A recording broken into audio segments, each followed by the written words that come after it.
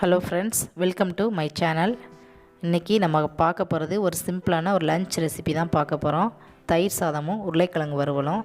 வாங்க அதை எப்படி செய்கிறதுன்னு பார்ப்போம். இப்போ நம்ம ஸ்டவ்வை ஆன் பண்ணிக்கிறோம்.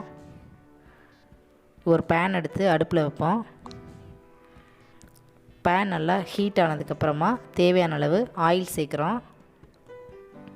இப்போ அந்த ஆயில் நல்லா ஹீட் ஆகிற வரைக்கும் வெயிட் பண்ணுங்கள். ஆயில் நல்லா ஹீட் ஆகணும். அதுக்கப்புறமா நம்ம எடுத்து வச்சுருக்க கடுகு உளுந்தம் பருப்பை அதில் சேர்க்குறோம். கடுகு நல்லா வெடிக்கிற வரைக்கும் வெயிட் பண்ணுங்கள். கடுகு வெடிக்காமல் வேறு ஏதாவது சேர்த்துட்டிங்கன்னா கடுகு கசக்கும். ஸோ கடுகு நல்லா வெடித்து வர வரைக்கும் கொஞ்சம் வெயிட் பண்ணுங்கள். இது நான்ஸ்டிக் பேனுங்கிறதுனால கொஞ்சம் ஹீட் ஆகிறதுக்கு வெடிக்கிறதுக்கெலாம் லேட் ஆகுது. ஸோ பாருங்கள், கடுகு நல்லா பொரிஞ்சு வந்துருச்சு. இப்போ நம்ம 2 பச்சை மிளகாய் எடுத்து பொடி பொடியாக கட் பண்ணி வச்சுருக்கோம். அந்த பச்சை மிளகாயை இப்போ இதில் சேர்த்துக்குவோம். சேர்த்துட்டு நம்ம இந்த எண்ணெயிலேயே பச்சை மிளகாயை நல்லா ஃப்ரை பண்ணுங்கள். நல்லா ஃப்ரை ஆகணும். அப்போ தான் நம்ம சாதத்தோடு சாப்பிடும்போது நல்லாயிருக்கும். இல்லைனா முழுசாக இருக்கும், பிள்ளைங்கள்லாம் சாப்பிட மாட்டாங்க. ஸோ நல்லா ஃப்ரை ஆயிடுச்சு. இப்போ நம்ம எடுத்து வச்சுருக்க கருவேப்பிலையை அதில் சேர்த்துக்கிறோம். ரெண்டையும் சேர்த்து நல்லா மிக்ஸ் பண்ணுங்கள். நல்லா ஃப்ரை ஆகணும். பாருங்கள், இப்போ நல்லா ஃப்ரை ஆயிடுச்சு. இப்போ ஸ்டவ்வை ஆஃப் பண்ணிக்குவோம். நம்ம 1 கப் தயிர் எடுத்து வச்சுருக்கோம். அந்த தயிரில் இப்போ நம்ம தாளித்த தாளிப்பை அதில் சேர்த்துருவோம். பாருங்கள், இப்போ சூப்பராக நம்ம தயிர் தாளித்தது ரெடி ஆயிடுச்சு. பாருங்கள் ஃப்ரெண்ட்ஸ், இப்போ தாளித்து கொட்டினதுக்கப்புறமா அந்த தயிர் பார்க்கவே எவ்வளோ அழகாக இருக்குதுன்னு பார்த்தீங்களா? இப்போ இந்த தாளித்த தயிரோட நம்ம சூடான சாதத்தை சேர்த்து எப்படி கிளறுறது அப்படின்னு சொல்லிட்டு பார்ப்போம். பாருங்கள், நல்லா கலர்ஃபுல்லாக இருக்குது.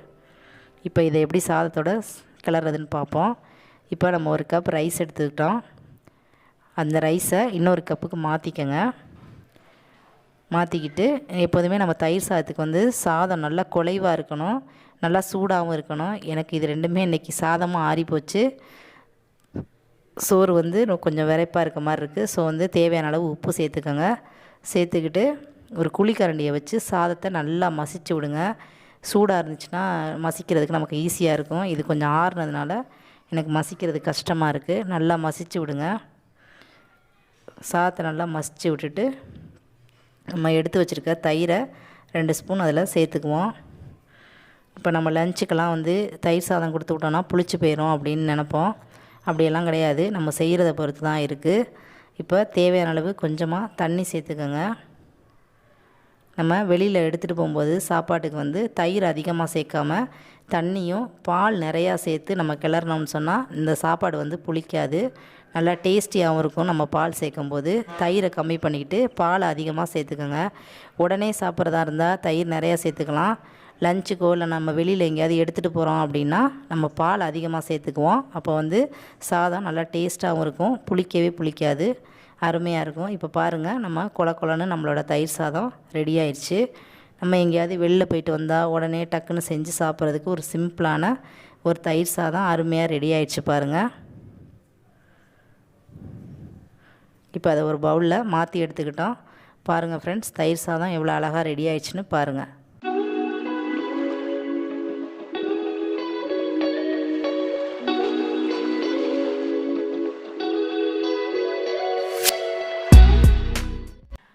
வாங்க ஃப்ரெண்ட்ஸ், இப்போ இந்த தயிர் சாதத்துக்கு பொருத்தமான ஒரு உருளைக்கிழங்கு வறுவல் மொறுமொறுன்னு எப்படி செய்கிறதுன்னு பார்ப்போம். இப்போ ஸ்டவ் ஆன் பண்ணி பேனை வச்சுக்கிட்டோம். தேவையான அளவு ஆயில் சேர்த்துக்கணும். ஆயில் நல்லா ஹீட் ஆனதுக்கப்புறமா நம்ம தேவையான அளவு சோம்பு சேர்த்துக்கணும். ஆயில் நல்லா ஹீட் ஆகட்டும். முதவே சொன்ன மாதிரி இது நான்ஸ்டிக் பேனுங்கிறதுனால கொஞ்சம் ஹீட் ஆகிறதுக்கு லேட் ஆகும். ஸோ ஆயில் நல்லா ஹீட் ஆகிற வரைக்கும் வெயிட் பண்ணுவோம். இப்போ ஆயில் நல்லா ஹீட் ஆனதுக்கப்புறமா நம்ம தேவையான அளவு சோம்பு போட்டு நல்லா பொரிய விடணும். பாருங்கள், ஆயில் இப்போ தான் நல்லா ஹீட் ஆகுது, உங்களுக்கே தெரியும் பார்க்கும்போது. ஸோ நல்லா ஹீட் ஆயிடுச்சு. இப்போ நம்ம எடுத்து வச்சுருக்க சோம்பை அதில் போட்டு நல்லா பொரிய விடுவோம். சோம்பு நல்லா பொரிஞ்சு வந்ததுக்கப்புறமா நம்ம தேவையான அளவு கருவேப்பிலை சேர்த்துக்கிறோம். ரெண்டையும் நல்லா மிக்ஸ் பண்ணி விடுங்க. ஆயிலில் நல்லா மிக்ஸ் ஆனதுக்கப்புறமா நம்ம ஒரு 4 உருளைக்கிழங்க எடுத்து வாஷ் பண்ணி நறுக்கி வச்சுருக்கோம். தண்ணியே சுத்தமாக இருக்கக்கூடாது ஃப்ரெண்ட்ஸ். இதில் தண்ணி இருந்துச்சுன்னு சொன்னாக்க இந்த வறுவல் வந்து மொறு மொறுன்னு வராது. ஸோ வந்து தண்ணி இல்லாமல் நல்லா வடிச்சிட்டு எடுத்து வச்சுருக்கோம். பாருங்கள், இப்போ நான் அள்ளி போடுறதுல தண்ணியே இருக்காது. ஸோ வந்து அந்த 4 உருளைக்கிழங்க பொடி பொடியாக நல்லா சீவி வச்சுக்கோங்க. போட்டுட்டு இப்போ தேவையான அளவு நம்ம இதில் உப்பு சேர்த்து நல்லா மிக்ஸ் பண்ணணும்.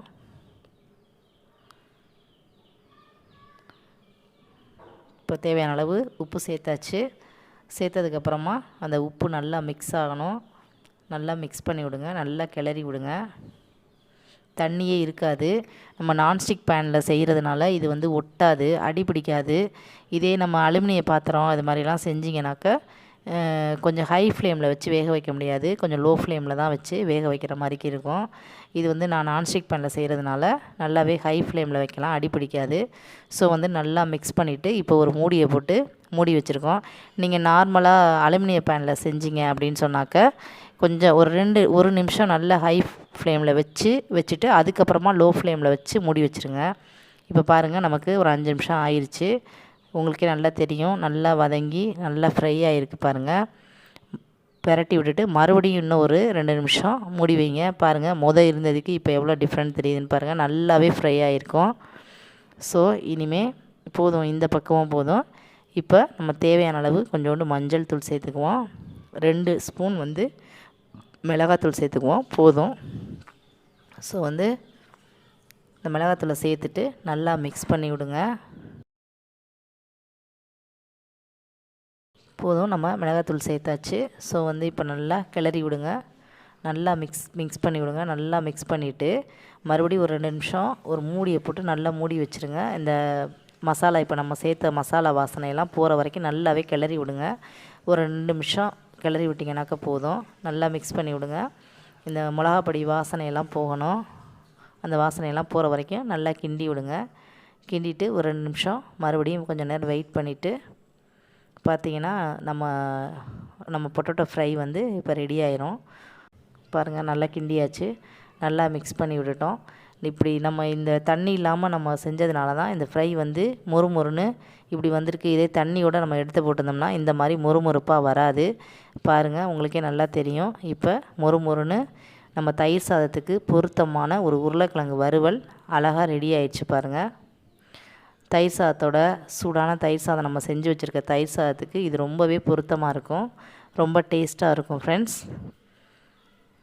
சூப்பரான மொறுன்னு உருளைக்கிழங்கு வறுவல் வந்து இப்போ ரெடி ஆயிடுச்சு. நம்ம செஞ்சு வச்சுருக்க இந்த தயிர் சாதத்தோடு சாப்பிடும்போது இது ரொம்பவே டேஸ்டியாக இருக்கும். உங்களுக்கு இந்த வீடியோ பிடிச்சிருந்துச்சின்னா லைக் பண்ணுங்கள், உங்கள் ஃப்ரெண்ட்ஸ்க்கெலாம் ஷேர் பண்ணுங்கள். நீங்கள் இந்த டிஷ்ஷை செஞ்சு பார்த்துட்டு எப்படி இருந்துச்சுன்னு சொல்லிட்டு கமெண்ட் செக்ஷனில் கமெண்ட் பண்ணுங்கள். தேங்க்யூ ஃபார் வாட்சிங்.